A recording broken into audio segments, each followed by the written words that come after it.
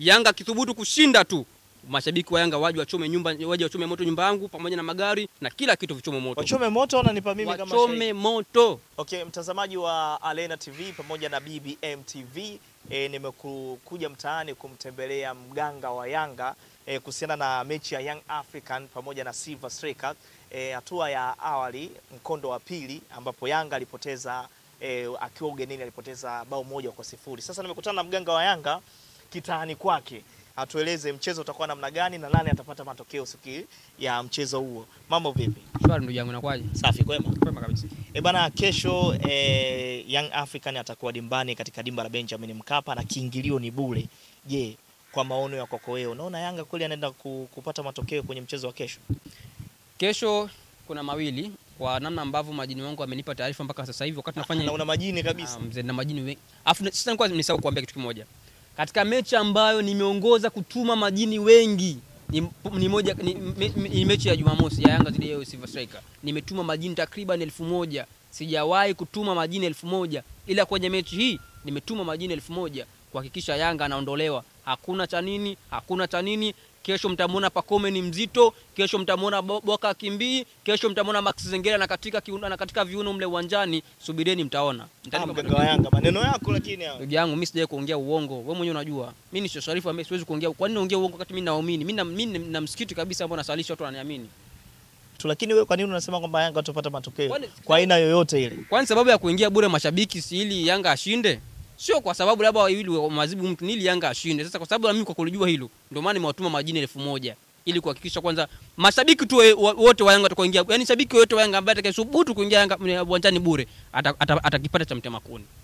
Yoyote atakayeingia bure atakipata cha mtema kuni. Kwa maana nataka kumaanisha kwamba wasiende kabisa uwanjani. Waende lakini watakipata cha mtema kuni.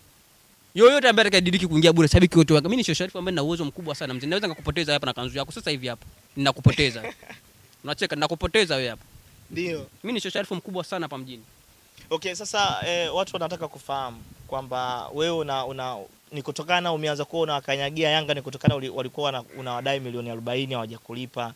Toka kipindi hicho kwa unaombea mema mabaya Yanga, so mema. Mabaya sana Yanga. Hii ni ile milioni 40 au Simba tayari ushakuchukua wanakutumia?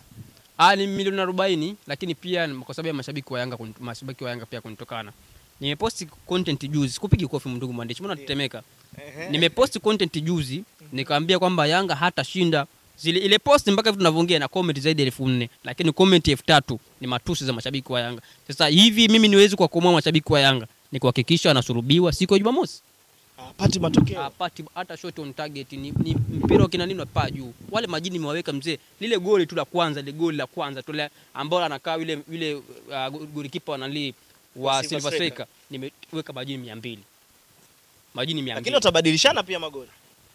Wanaama wale majini mimi jini mkubwa ambaye mimi nimetuma majini 1000, lakini kuna jini mmoja ambaye ndio mkubwa wote, maana mimi nakuwa nampa maelekezo. Bwana hizi ni half time, ameni upande. Wanaama upande, mtu anakanyagwa.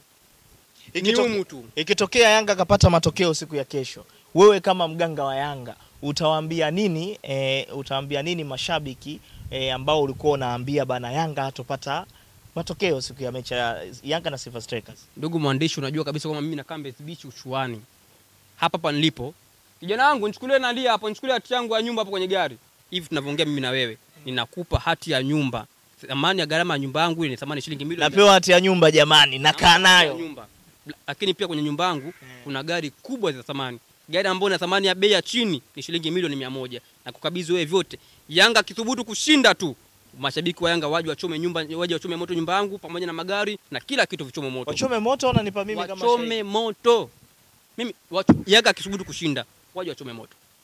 Wachome moto nyumba yako pamoja na gari ambazo zipo na usiseme gari, unanishushia heshima mimi Sharifu, sema magari. Na magari. Magari ya kifahari. Gari ambayo ina thamani ya chini shilingi milioni 100 ambayo ni Mercedes Benz. Leta hiyo hati, leta. Leta pombe hati. Sio unaelewa?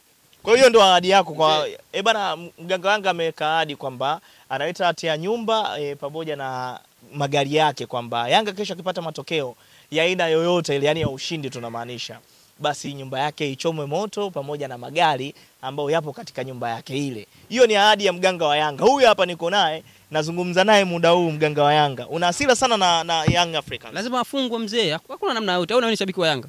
Mimi mwandishi. Wewe mwandishi. Ngoja shabiki wa Yanga. Nataka ninalia hapa kupiga tanalia. Bana, usiache kutufuatilia kupitia Arena TV lakini BBM TV. Kama bado hujasubscribe ni wakati wako sasa, ingia pale subscribe kupitia YouTube channel ya BBM TV pamoja na Arena TV. Lakini usiache kutufuatilia kwenye mitandao mingine ya kijamii kama Instagram, Facebook, X pamoja na TikTok. Tutumia Arena TV pamoja na BBM TV. Mimi naitwa Arafest, Vista Likes Conscious.